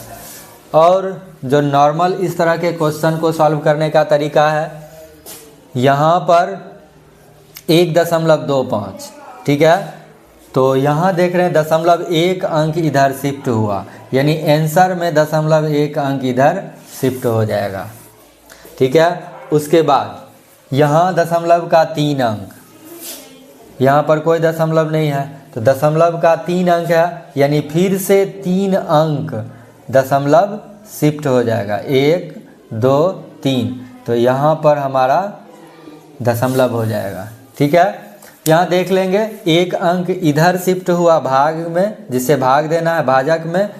ठीक है, भाजक में 1 अंक शिफ्ट हुआ और भाज्य में बाईं ओर 3 अंक शिफ्ट हुआ दशमलव, तो 4 अंक टोटल हो गया, यानी दशमलव का 4 अंक 1 2 3 4, तो आंसर हो जाएगा ऑप्शन नंबर बी। ठीक है, ऐसे करके कर सकते हैं। इस क्वेश्चन में तो डायरेक्ट आंसर लिख सकते हैं। ठीक है, 9 में 12 से भाग देंगे, 1 से कम आएगा, आंसर ये हो जाएगा।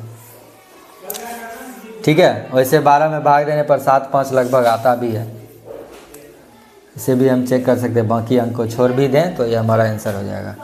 अगर मिलता जुलता आंसर होता तब कुछ और करते, नहीं तो। ठीक है, दोनों तरीके से हम सॉल्व कर सकते हैं।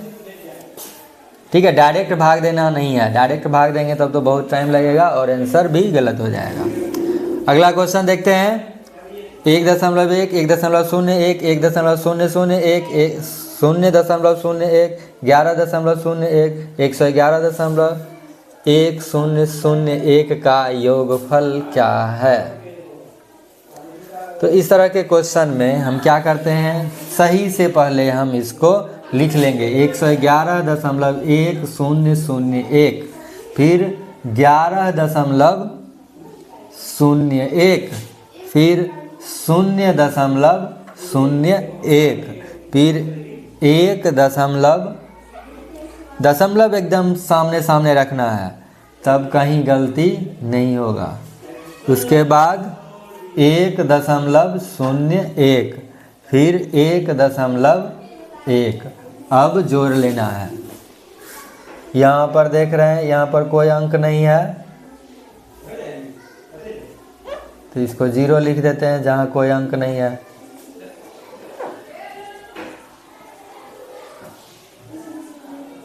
तो अब सामने सामने जोड़ेंगे 1 1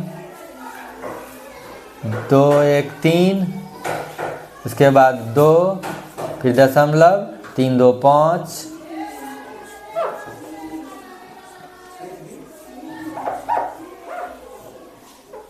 एक 1 2, 125.2311।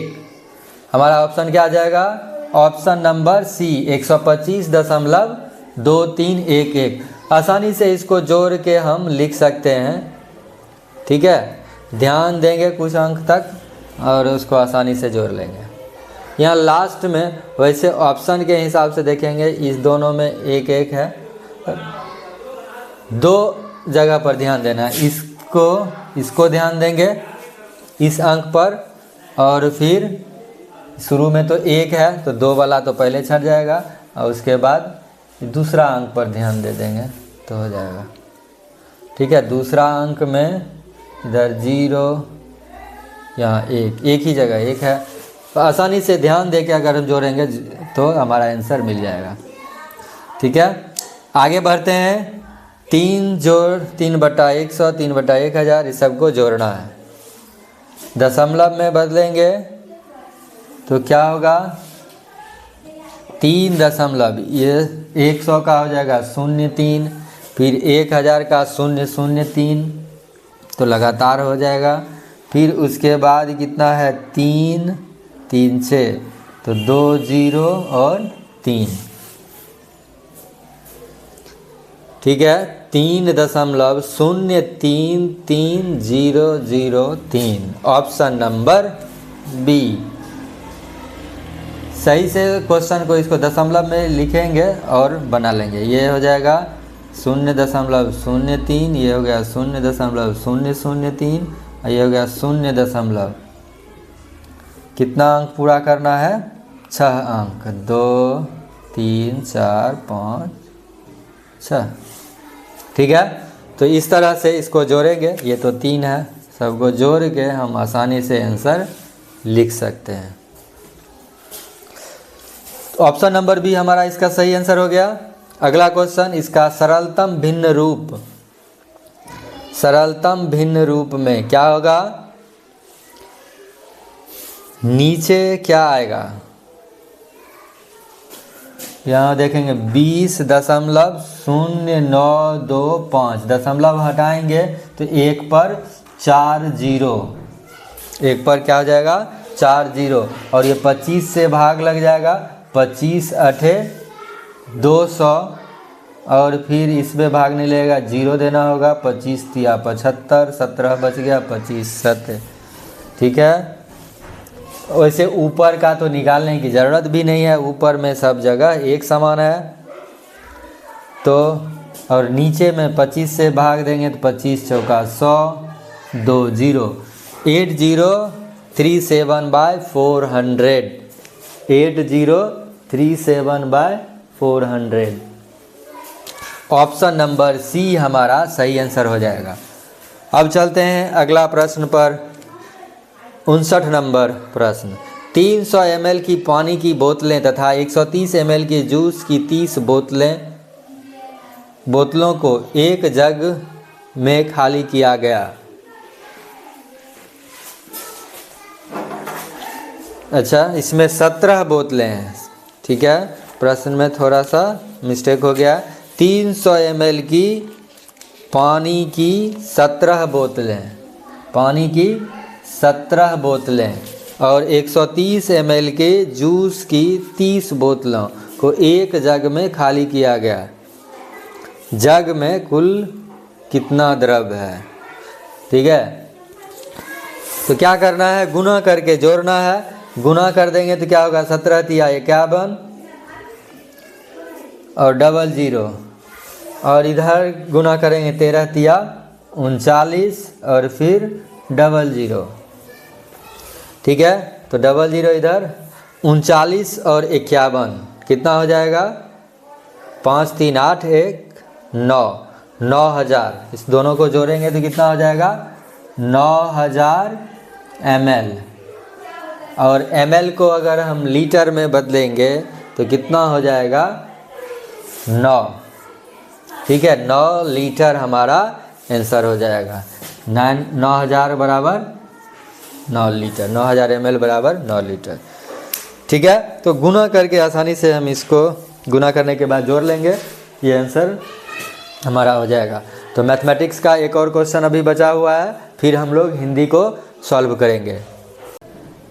गणित का ये अंतिम प्रश्न है, 60 नंबर प्रश्न, जिसमें क्या सुरेश अपने चाचा से मिलने के लिए प्रातः 9 बजे अपने घर से चला, 10 मिनट पैदल चलकर पहले 10 मिनट पैदल चला, फिर 1 घंटा 5 मिनट बस में यात्रा की, फिर 15 मिनट पैदल चलकर अपने चाचा के यहाँ पहुँचा। 9 बजे चलना शुरू किया, 10 मिनट पैदल चला, 1 घंटा 5 मिनट बस से, फिर 15 मिनट पैदल, तो कुल कितना हो गया? 15 15 30, 5 5 10, 2 1 3, 9 1 10, 10:30 में अपने चाचा के यहाँ पहुँच गया। फिर वहाँ पर कितना रुका? 3 घंटा 20 मिनट, तो कुल कितना हो गया? 10 3 13। ठीक है, 13 50, यानी इसमें 12 माइनस कर लेंगे तो क्या हो जाएगा? 1:50 में 1:50 तक अपने चाचा के यहाँ रहा और उसके बाद फिर चलना शुरू किया और 3:30 में अपने घर पहुँच गया। तो 3:30 में 1:50 माइनस कर लेंगे, ये हो गया 60 30 90, 90 में 50 माइनस करेंगे तो क्या हो गया? 40। 1 घंटा 40 मिनट। हम यहाँ से भी देख सकते हैं 1:50 हो गया तो 2 बजे तक में 10 मिनट, और इधर 3:30 है यानी 1:30, 1:30 और 10 1:40, यानी 1 घंटा 40 मिनट में वापसी के समय अपने घर पर पहुंच गया। तो इस तरह से गणित का भाग भी खत्म होता है। अब हम लोग हिंदी के गद्यांश को सॉल्व करेंगे, ठीक है। अब हम लोग खंड 3 भाषा परीक्षण यानी तीसरे भाग पर आ चुके हैं। इसमें खंड 3 में 4 अनुच्छेद दिया गया है और प्रत्येक अनुच्छेद में 5 प्रश्न है। तो अनुच्छेद को सबसे पहले सावधानी से पढ़ना है और उसका जो आंसर होगा उसमें option A, B, C, D जो सही होगा उसमें टिक लगाना है। तो अनुच्छेद 1 को पढ़ते हैं। पुस्तकें मानव प्रयत्नों के सर्वाधिक समय तक रहने वाले उत्पाद हैं। मंदिर खंडहरों के रूप में ढह जाते हैं, चित्र और मूर्तियां क्षय हो जाती है, किंतु पुस्तकें जीवित रहती हैं। पुस्तकें महान विचारों को नष्ट नहीं होने देती, जो आज भी उतने ही ताजा हैं जितने तब थे जब लेखक के मन में थे। ये विचार मुद्रित पृष्ठों के माध्यम से बोलते हैं। समय का केवल इतना प्रभाव होता है कि वह चलन से बाहर के अनुचित उत्पादों को बाहर कर देता है। साहित्य में ऐसी कोई चीज अधिक जीवित नहीं रहती जो अच्छी ना हो। अच्छी पुस्तकों ने जीवन के अनेक क्षेत्रों में मनुष्य की सदा सहायता की है। इसमें आश्चर्य नहीं कि विश्व अपनी पुस्तकों को बड़ी सावधानी से रखता है। तो ये अनुच्छेद हो गया। अब इस अनुच्छेद के आधार पर हमें क्वेश्चन को सॉल्व करना है। सबसे पहले क्वेश्चन नंबर 61, ठीक है, प्रश्न संख्या 61 में, तो प्रश्न संख्या 61 में हम लोग देखते हैं, मानव प्रयत्नों के सभी उत्पादों में पुस्तकें सबसे डैश कृतियां हैं। तो सबसे उपयोगी कृतियां हैं, यानी आंसर हमारा क्या आ जाएगा, ऑप्शन नंबर डी, ठीक है। अगला प्रश्न 62 नंबर, अच्छी पुस्तकें समय के परीक्षण में बची रह सकी हैं क्योंकि उनमें क्या है, महान विचार, ठीक है। ऑप्शन नंबर बी हमारा सही आंसर हो जाएगा। निम्नलिखित में से कौन सा शब्द अनुचित का समानार्थी है? अनुचित का समानार्थी क्या होगा, अनुपयुक्त।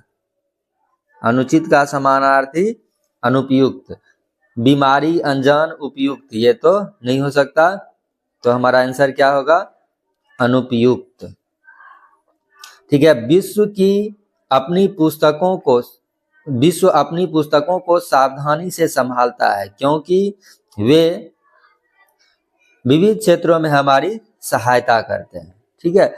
सब मिलता जुलता आंसर है, मतलब सबसे सटीक आंसर क्या होगा, विविध क्षेत्रों में हमारी सहायता करती है। ये यहाँ पर अगर हम सही से अनुच्छेद को पढ़ेंगे तो अनुच्छेद में भी ये मिल जाएगा, ठीक है। तो आंसर क्या होगा, पुस्तकें क्या करती है, विविध क्षेत्रों में हमारी सहायता करती है। तो आंसर क्या हो जाएगा, ऑप्शन नंबर बी। उसके बाद क्वेश्चन नंबर 65, अनुच्छेद में ढाना शब्द का प्रयोग डैश के अर्थ में हुआ। ढाना शब्द का प्रयोग किस अर्थ में हुआ है, ढाना का क्या होगा, बिखर जाना, ठीक है। ढाना शब्द का प्रयोग किसके लिए हुआ, बिखर जाना, ठीक है। 65 का आंसर हो जाएगा ऑप्शन नंबर ए।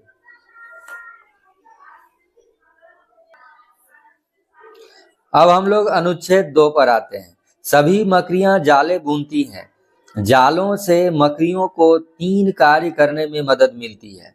वे मकड़ियों के अंडे उठाए रखने में, खतरे से छिपने में, भोजन पकड़ने में सहायक होते हैं। अधिकांश मकड़ियां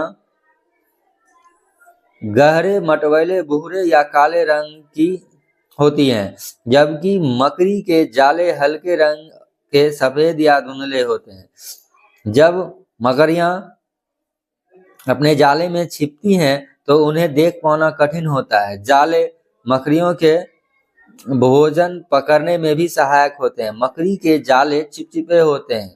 कोई कीड़ा जाले में आया तो चिपक जाता है। वह निकलना चाहता है पर निकल नहीं सकता, वह फंस जाता है। जाले का हिलना अनुभव करके मकड़ियां समझ जाती है कि कीड़ा फंस चुका है। इसलिए जाले के बिना मकड़ियां वैसे नहीं रह पाती जैसे रहती है। सचमुच जाले मकड़ियों के अस्तित्व के लिए जरूरी है। तो अब आते हैं इससे संबंधित क्वेश्चन को हल करने के लिए। क्वेश्चन नंबर 66, प्रश्न संख्या 66, यह अनुच्छेद किसके बारे में है? तो मकड़ी के जाले का महत्व, ठीक है। बाकी सब देखेंगे तो इसमें सबसे सटीक क्या है, ये मकड़ी के जाले का महत्व। ऑप्शन नंबर ए हमारा सही आंसर हो जाएगा। 67, मकड़ियों के जाले के बारे में क्या सही नहीं है? वे अंडे पकड़े रहते हैं, वे भोजन पकड़े रहते हैं, वे जल ढूंढते हैं, शत्रुओं से रक्षा करते हैं। बाकी सब तो ठीक है। ऑप्शन नंबर सी, वे जल ढूंढते हैं, ये सही आंसर नहीं है, ठीक है। तो मतलब जाले के बारे में सही नहीं है, हमारा आंसर होगा ऑप्शन नंबर सी, यानी मकड़ियों के जाले के बारे में ये सही नहीं है। मकड़ियों के जाले अंडे पकड़ते हैं, भोजन पकड़ते हैं, शत्रु से रक्षा करते हैं, तीनों काम करते हैं लेकिन जल नहीं ढूंढते, ठीक है। ये यहीं से हमें पता चल जाता है, ठीक है। अनुच्छेद से आसानी से हमें ये पता चल जाएगा क्या आंसर होगा, ठीक है। अगला क्वेश्चन देखते हैं। फंसा का समानार्थी शब्द है। फंसा का समानार्थी शब्द क्या होगा? तो हो जाएगा चिपका, ठीक है। खाया, भागा, छिपा, ये तो नहीं होगा। फंसना का मतलब चिपक जाना, चिपक, ठीक है। आंसर क्या होगा? ऑप्शन नंबर ए, चिपका। मकड़ियां कैसे जान लेती है कि उसके जाल में कुछ फंस गया है? तो वे सूंघ लेती है, सूंघ लेती है, अनुभव करती है, चख लेती है। सी ऑप्शन हो जाएगा, वे अनुभव करती है। कैसे अनुभव करती है? जैसे ही कीड़े फंसते हैं तो उसमें हलचल होने लगता है, हिलना डुलना शुरू हो जाता है। अपने बचाव के लिए मकड़ियां कीड़े हिलते डुलते हैं और जाले का इस तरह से हिलना डुलना ही उसे अनुभव कराता है कि इसमें कीड़े फंस चुके हैं। अब आते हैं इस अनुच्छेद के अंतिम प्रश्न पर, प्रश्न संख्या 70। अनुच्छेद के अंतिम वाक्य में प्रयुक्त अस्तित्व शब्द का भाव है। अस्तित्व का मतलब क्या हो गया? जीवित रहना। अस्तित्व शब्द का भाव क्या है? जीवित रहना। आंसर क्या हो जाएगा? ऑप्शन नंबर ए, जीवित रहना।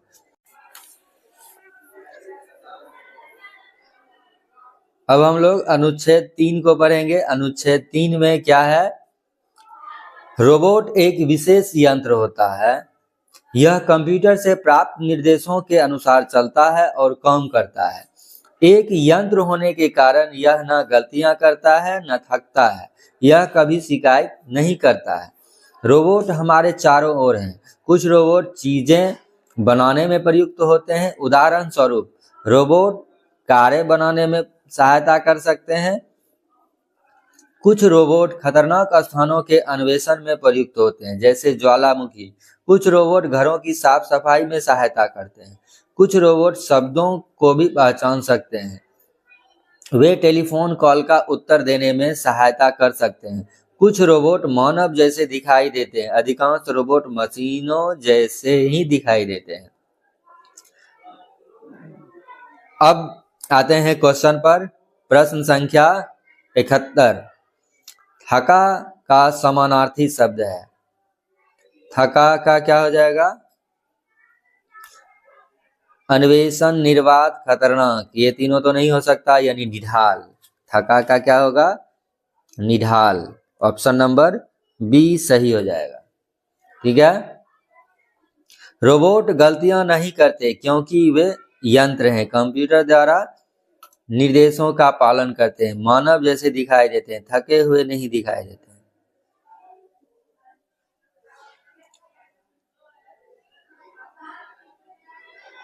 तो ये एक क्या है, यंत्र है। रोबोट एक यंत्र है, इसलिए ये गलतियां नहीं करता। ठीक है, अब आते हैं प्रश्न संख्या 73 पर। अनुच्छेद के अनुसार निम्नलिखित में से किस कार्य के लिए रोबोट का उपयोग नहीं होता। अब अनुच्छेद में हमने क्या पढ़ा, घर की साफ सफाई करना, टेलीफोन कॉल का उत्तर देना, कारें बनाना, ये तीनों अनुच्छेद में है। बच्चे को पढ़ाना ये अनुच्छेद में नहीं है। वैसे हो सकता है भविष्य में ऐसा रोबोट भी आ जाए कि बच्चे को पढ़ाए भी, ट्यूटर भी आ चुका है उससे, लेकिन अनुच्छेद में इसके बारे में नहीं है। यानी अनुच्छेद के अनुसार, क्वेश्चन में दे दिया अनुच्छेद के अनुसार। ठीक है, भविष्य में या लगभग आने लगा है, लेकिन अनुच्छेद में इसके बारे में नहीं है। तो ऑप्शन नंबर डी हमारा अनुच्छेद के अनुसार सही हो जाएगा। ठीक है, अगले प्रश्न पे आते हैं 74। निम्नलिखित शब्दों में कौन सा शब्द खतरनाक का विपरीतार्थक शब्द है। खतरनाक का विपरीतार्थक क्या हो गया। अन्वेषण, थका हुआ, पहचानना, ये तीनों तो नहीं हो सकता। तो खतरनाक का क्या हो जाएगा, सुरक्षित। ऑप्शन नंबर बी हमारा सही आंसर हो जाएगा। अब आते हैं अनुच्छेद 3 के अंतिम प्रश्न, प्रश्न संख्या 75। रोबोट के बारे में निम्नलिखित में से कौन सा कथन सही नहीं है। अधिकांश रोबोट यंत्र जैसे दिखाई देते हैं, रोबोट गलतियां नहीं करते हैं, रोबोट बहुत उपयोगी है, अधिकांश रोबोट मानव जैसे दिखाई देते हैं। अधिकांश रोबोट यंत्र जैसे दिखाई देते हैं, सही है। रोबोट गलतियां नहीं करते हैं, सही है। रोबोट बहुत उपयोगी है, सही है। अधिकांश रोबोट मानव जैसे दिखाई देते हैं, ये गलत है। मतलब कुछ रोबोट मानव जैसे दिखाई देते हैं, सभी मानव जैसे नहीं होते हैं। तो ऑप्शन डी इसका हमारा क्या हो जाएगा, सही आंसर। अब आते हैं अनुच्छेद 4 यानी अंतिम अनुच्छेद। ठीक है, अनुच्छेद 4 क्या है।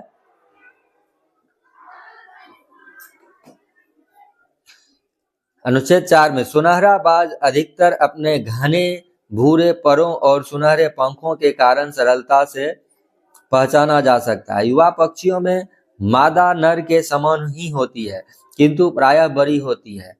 यह शानदार प्राणी उत्तरी गोलार्ध में खुली क्षेत्रों में अपना घर बनाता है। वे पेड़ों या खड़ी चट्टानों की दीवारों पर अपना घोंसला बनाते हैं, जिससे उन्हें घात लगाने के लिए अधिक स्थान मिल जाता है। सुनहरा बाज तीरने में दक्ष होता है। अपने पंखों के विस्तृत फैलाव और गर्म हवा की ऊपर उठती मात्रा की सहायता से बड़ी देर तक तीरता हुआ देखना बड़ा सुंदर दृश्य होता है। ऊपर उड़ती हवा इसके लिए महत्वपूर्ण होती है, क्योंकि वह सुनहरे बाज के विशाल ऊंचाइयों तक बिना पंख फरफराए उठा सकती है। सुनहरा बाज अधिकतर डैश क्षेत्र में पाया जाता है।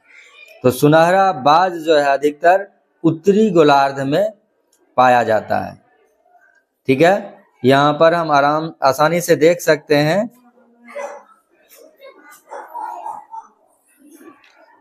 सुनहरा बाज उत्तरी गोलार्ध में पाया जाता है। ठीक है, उसके बाद अगला प्रश्न यानी 76 का ऑप्शन क्या हो जाएगा, डी। अगला प्रश्न है मादा सुनहरे बाज को पहचाना जा सकता है।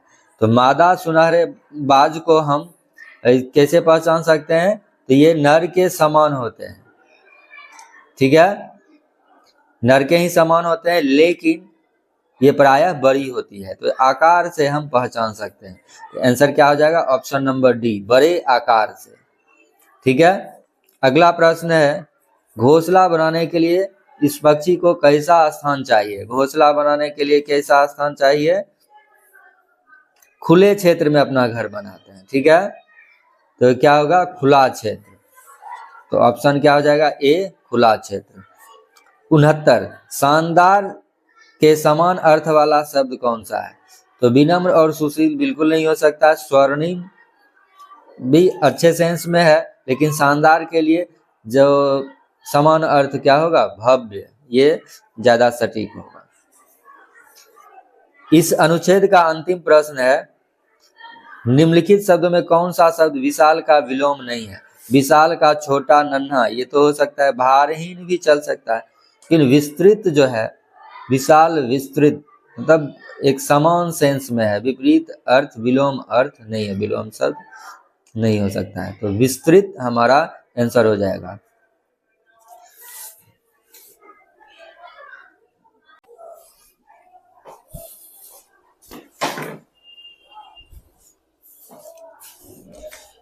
इस प्रकार हमने कुल 80 प्रश्न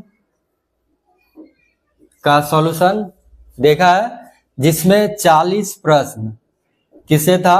तर्क शक्ति, 20 गणित से और 20 हिंदी से। इस 40 प्रश्न से 50 अंक, 20 प्रश्न से 25 अंक और हिंदी के भी 20 प्रश्न से 25 अंक। तो आप सबसे पहले कमेंट में बताइएगा कि कितना प्रश्न आपका सही हुआ हर एक पार्ट से, और प्रश्न के हिसाब से तो फिर अंक समझ सकते हैं, या प्रश्न और अंक दोनों लिख सकते हैं आप।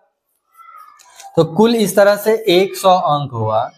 ठीक है, इसमें अगर हम कैटेगरी वाइज ध्यान देंगे तो लगभग 65 से 70, 65 से ऊपर जो होगा, 65 जो हो गया ये एससी के लिए। ठीक है, 70 से ऊपर, ठीक है, 70 से ऊपर हम कह सकते हैं ओबीसी के लिए, और 72, 73, ठीक है, यानी अगर 75 एबव हो जाए तो ये जनरल के लिए सेफ जोन माना जाएगा। तो आप लोग अपना स्कोर जरूर इसमें बताइए। अगर सिलेक्शन हो जाता है तो ठीक बात है, अच्छी बात है, और नहीं तो घबराने की बात नहीं है, घबराने की जरूरत नहीं है। आप लोग हमेशा मेरे साथ बने रहें, और आगे इसका फायदा कहीं ना कहीं आपको आगे कोई भी कंपटीशन होगा इसमें होगा। ठीक है, मेरी तरफ से सभी बच्चों को ढेर सारी शुभकामनाएं। आपका परिणाम जो रिजल्ट जो है बहुत बेहतर हो, आगे आप भविष्य में तरक्की करते रहें। इसी शुभकामना के साथ आज का यह क्लास खत्म करने जा रहा हूं। मिलते हैं अगले क्लास में, तब तक के लिए जय हिंद, जय भारत, धन्यवाद।